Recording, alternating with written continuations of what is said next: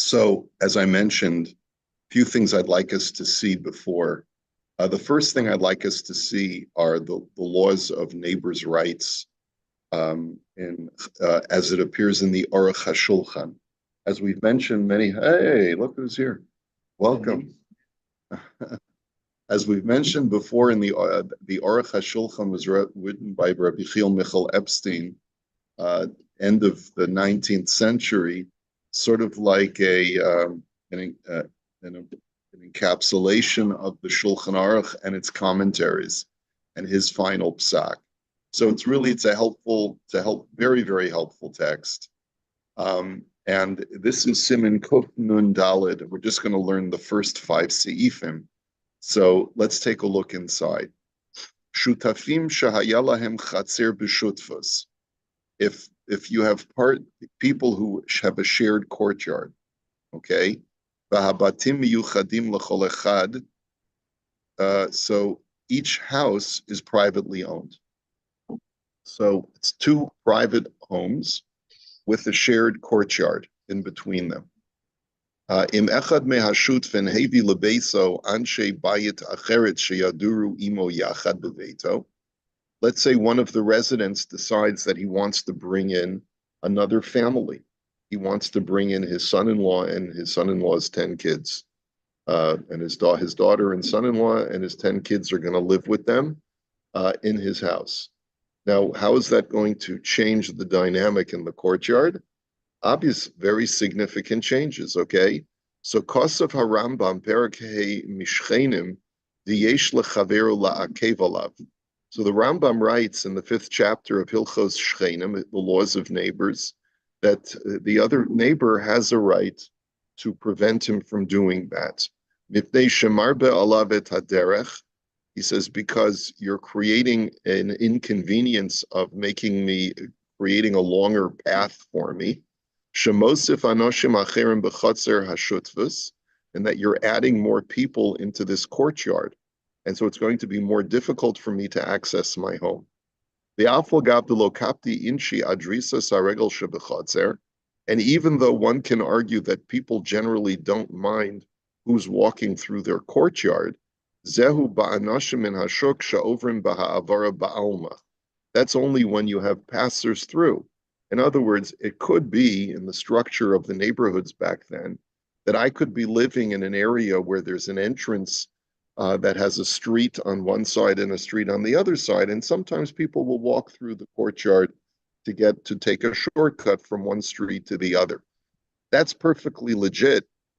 And it's not unusual for people to walk through the courtyard. But just walking straight through is one thing. But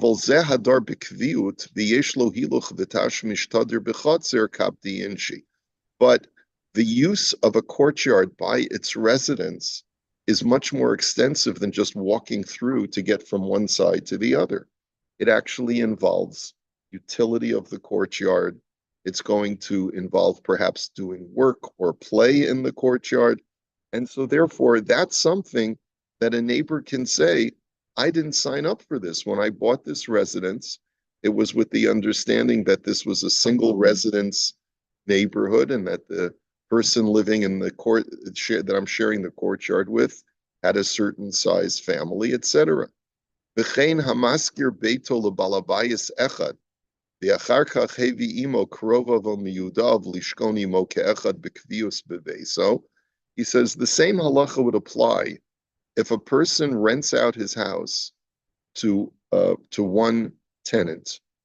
Okay, so he's, let's say, a single family tenant, he and his wife and a couple of kids. And then he brings in more relatives, or he brings in friends to live with him. Harei hamaskir ma'akev alav. The landlord can say, no. This was not part of our tenancy arrangement. This was for 4 or 5 people for you to live in. It wasn't for you to bring in your daughter and son-in-law and their 10 kids on top of that. V'imhem smuchim al shulchano eno yachol la'akev alav lo hashutaf v'lo hamaskir. However, and here's a big however, let's say their financial dependence on the tenant. Okay, let's say the person says, I need to bring in certain members of my family don't who don't have a parnasa, and they're going to be living with me. He says no one in that case can prevent him from bringing new family members. He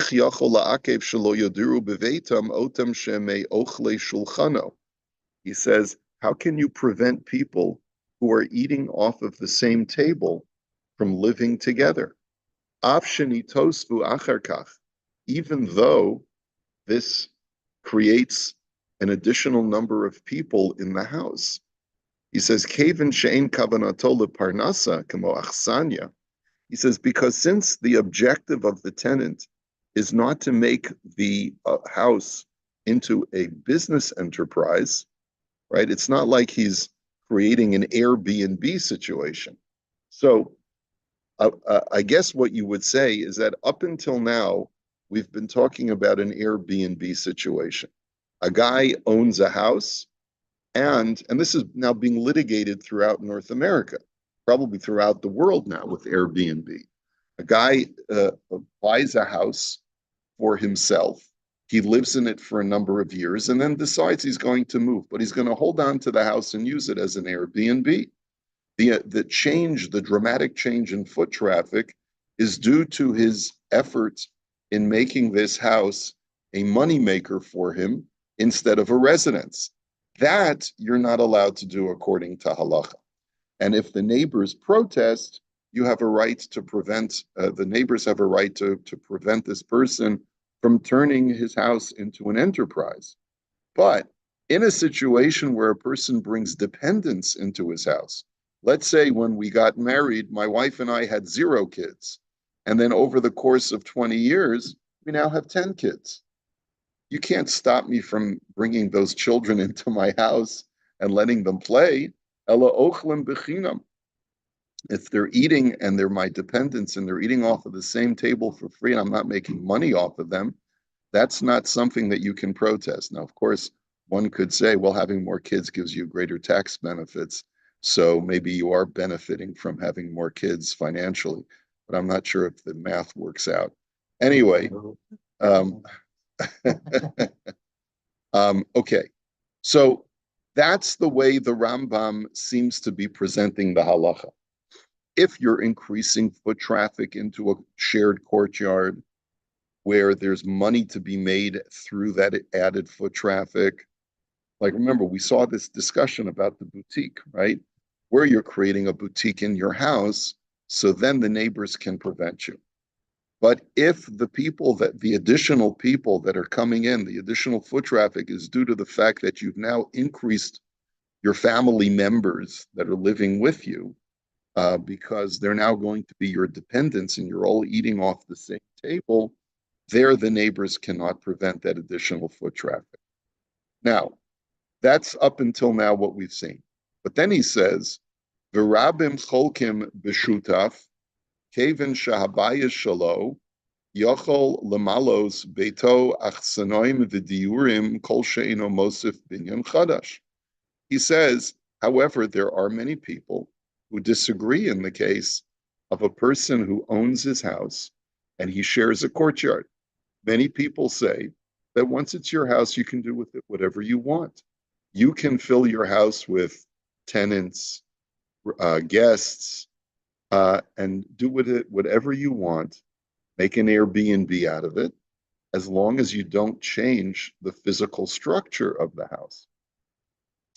When you change the physical structure of the house, let's say you want to turn it into a multi-tenant building instead of a house, a single resident house, and you want to maybe add on to the house and have separate entrances and so forth, that's when a neighbor who shares a common space with you can protest.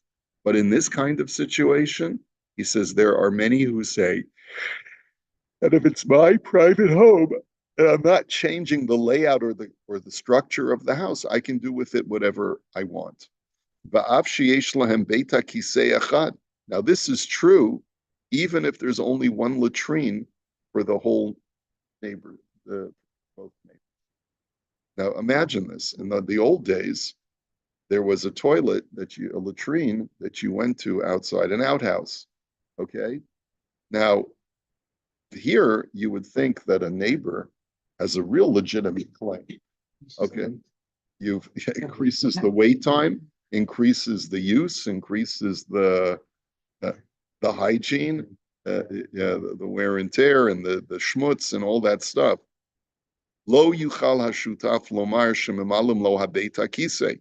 He says the neighbor can't say, "Well, you're filling up the outhouse, preventing me from being able to do my business as often as I would like." Dahare mikodem nishtabdu zelo zeba ofen zeh. Because and why does he not have a right of protest? In other words, you're seeing the tension back and forth between neighbors' rights versus individual residents' rights. There's a tension here, obviously. So why doesn't this guy have a right to lodge a protest that this outhouse that we share, I'm not having now the same access that I used to? He says, because when we agreed to share the outhouse, there was no limitation on how many people I could have living in my house. And because of that, you understood that you have limited rights to this outhouse. If I decide to take more residents into my home, there'll be a longer line to the outhouse. Okay, and therefore, even if you take in multiple tenants into your house, so there's a lot of people now using the same outhouse. According to this second opinion, the fellow is not allowed to stop you. You can fill up as many tenants as you want according to this opinion, even though they're not your dependents. So you can have your residence. Let's say it's a multi-story house, and I decide I'm going to take the top floor for myself and my wife and my kids, and I'm going to rent out the bottom floor to some college kids. So there's no halacha according to the second opinion, not according to the first opinion. The neighbor has a right to put it to stop to prevent you from doing that. According to the second opinion, he doesn't. And so therefore, what loss is it? According to this second opinion, the argument goes, what are you losing out just because I've decided to divide my house into two parts, one for myself and one for the tenants? Okay? Aval shnayim sheyesh lahem b'shutfut bayit echad, ein ha'echad yachol laharshot la'acherim lihishtamesh b'chalko. He says, but that's when we're dealing with two private homes. What if we're dealing with one home? Okay? And you have two roommates, and one roommate has his bedroom, and the other roommate has his bedroom, and they share everything else, the common space. Okay, what if one of the roommates wants to bring in his girlfriend, which is a very common situation? He says that's not something that he can do unilaterally. Okay, he says he does not have a right to just give a free pass to anyone to now move in and use his portion. He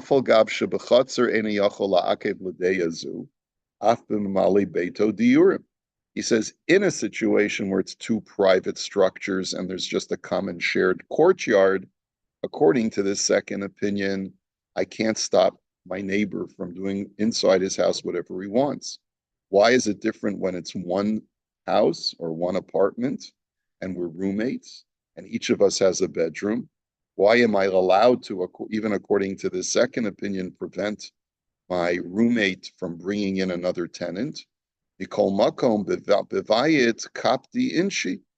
when you're in one house or one living space, that really is something that impinges on another person's ease of living.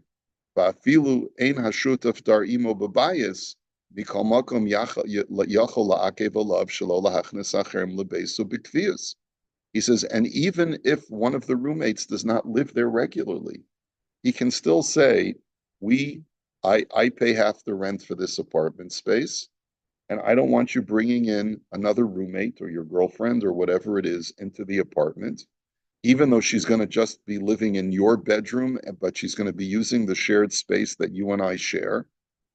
He says, because because by having more people living in the apartment's going to get messed up. And that's his argument. And if he can make that argument and prevent one of the roommates for letting his girlfriend move in. The dafka kishamar b'b'diurim. And that's only when he wants to add new tenants. Avol. Im hashutaf rotza lahamid acher b'mekomo, v'hu ba'atzmo lo yadur sham. But let's say the roommate says, I'm moving out and I'm subletting my bedroom to another guy. Okay, what would you say? I'm subbing myself. So I'm not adding people. I'm switching myself out for another guy.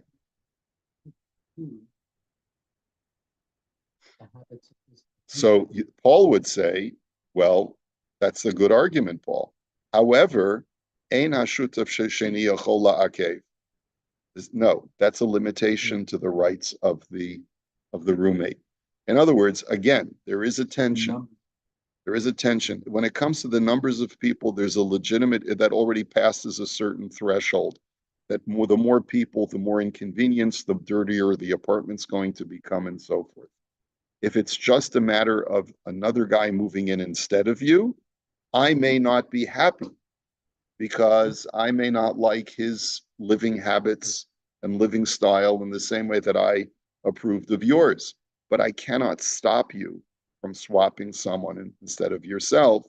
Va'afilu kishahashutaf hasheni darsham ein biyacholto lomar imchani yachol adur v'lo imzeh.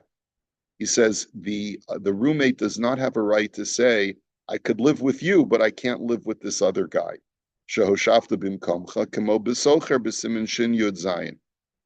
Like sometimes you can say that when it comes to contractual, let's say, employment law, where I contract with a person to work for me, and he says, boss, I've decided I'm not going to take this job, but I found someone else to work in my stead, and you pay him the same that you were going to pay me. No, that doesn't work that way. That doesn't work that way. In other words, I contracted with you. I didn't contract with somebody else, and you have a contractual obligation to honor the contract, right? So when it comes to labor law, you can't swap out another person. But when it comes to tenancy law, what would this be called? Tenancy? Yeah. There's two things. One's a sublet where you give out a portion of what your let is a sublet, and then there's an assignment. Assignment means when someone steps into your shoes. Right. Takes over. In tenancy law, you generally don't have a right to assign or sublet unless the landlord or consents. Sometimes they say consent cannot be unreasonably withheld. Yeah. So you could force it if it's unreasonable. Yeah, but that's landlord. That's a guy going out and a woman coming in. Yeah, I think that would that like the same person. Yeah. Yeah, he's now changed his identity. Yeah. So yeah, but today it does, yeah.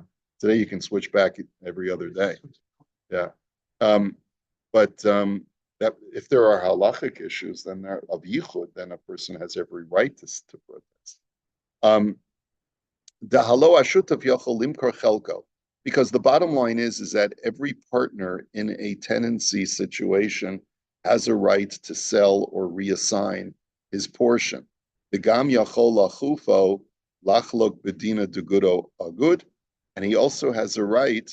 So to this is a language in the Gemara in Bava Basra, where if we have a shared space, I can compel you to say, I want us to split the space half and half, so you don't cross this line.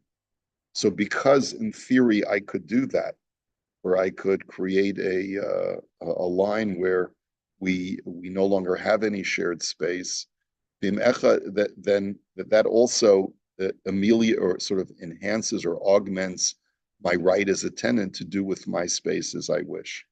V'im echad mibale hachotzer ritzonu lasos ezo umnus b'chotzer im chaver yochol limchos yisbar b'simen kufnun vav b'siyata d'shmaya. Now, as far as a resident's right to run a business, okay, in that shared courtyard, is something that we'll discuss in another siman. But for now, we're just learning the preliminary halachos of tenant rights, of rights of neighbors. So this is the basic laws of Hilchos Shchenim, the laws of neighbors. Okay, let's look at the next halacha. Okay, va'afilu l'das hacholkim al harambam de b'chotzer ashut v'myachol kol echad lahoshiv b'veiso diurim kamo sheyirtze. He says, even according to the second opinion, which disagrees with the Rambam, that a neighbor does not have a right to protest when the other neighbor brings in more residents into his home. He says, "Aval liftoach petach chadash mi beitu lechatzer yochol hasheni la'akev alav." If, however, the neighbor wishes to open up a new door from his house to the courtyard, then the neighbor does have a right to say, I protest. So this happens all the time, right?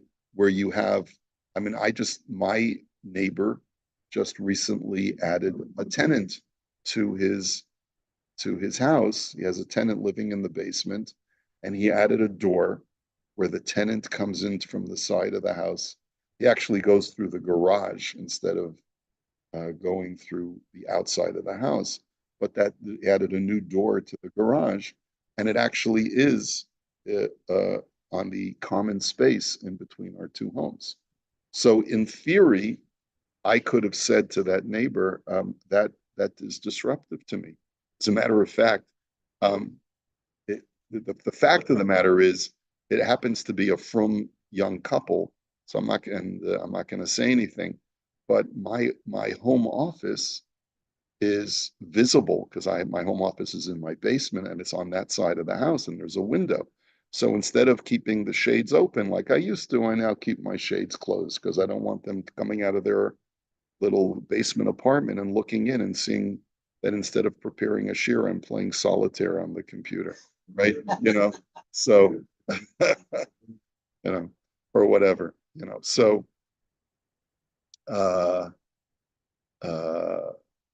this is so it is a bit intrusive, but it's mildly intrusive. In other words, it's not like it's the end of the world. I just keep my shades closed. It's not. That person then sells the house and rents it to someone who's not. Now you've given permission to them, right? Correct. Correct. Yeah. So you're right. I've effectively abdicated that right. I don't know what Ontario law would say in that kind of situation. Yeah. Can I oppose it? It's a legal, apartment. Well, that's the whole issue.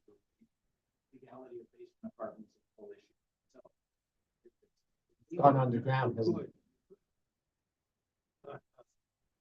I got it. Okay. And it becomes even more complicated. Like Paul said, let's say there's one tenant that I didn't oppose for years, and then a new tenant comes in, and the guy's like quite intrusive, noisy, and things like that. Anyway, but the standard halacha is to add a new door that opens into the shared courtyard. A neighbor does have a right to prevent from happening. Shekol echad mibnei hachatzer ein lo reshut lishanot klal behachatzer ela kamo shebanu o kanu o yarshu yesh lahem linhog bo. He says, because once a courtyard is configured in a certain way, and it's the shared space, no one has a right to reconstruct or reconfigure the access to that courtyard. unless they get everyone's permission who's sharing that courtyard. Afilu bana aliyah al gabe beso, o bana eitzel beso od binyan, kisheyesh lo karko b'chatzer hashayach lo levado.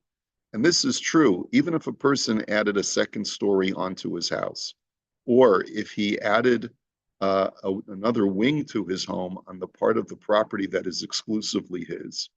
Ubana ha'aliyah o habinyan lo ledirot, and he didn't do it for renting it out to people, but rather just to expand his living space. He says,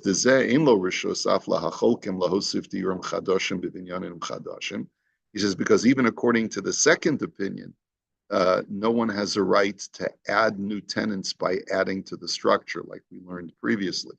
But let's say I do an expansion project, a renovation project on my house that is not for the purpose of adding new tenants, but just because I've always wanted a second floor, or I've always wanted a home office or a man cave, and I never had one in my house. And so I finally can afford to hire a contractor to add another wing onto the house. So he says that I'm allowed to do, even if it opens up to the shared space in the courtyard. Lo lahem pesach.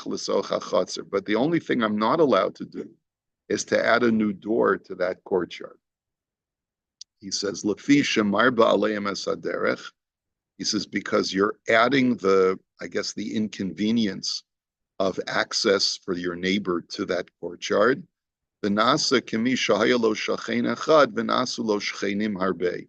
And you've now made it as if previously the guy only had one neighbor and now he has multiple neighbors. He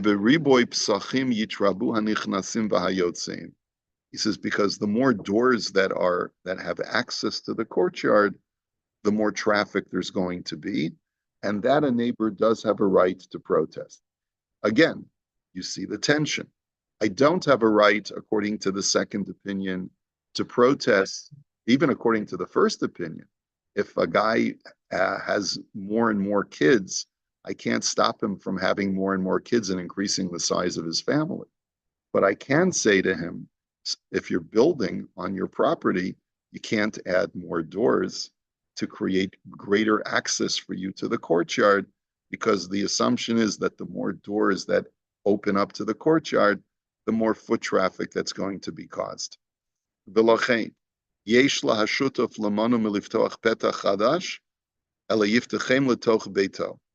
therefore, the neighbor can prevent him from creating any new doors from the courtyard into the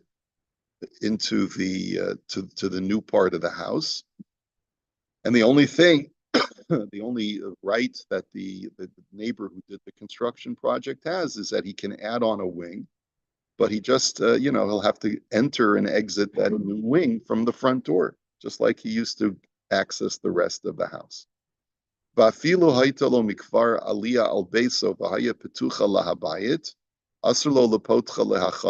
even if you're not adding anything to the house, you just want to be able to add an extra door to your house, you're not allowed to if it opens up to that shared courtyard. But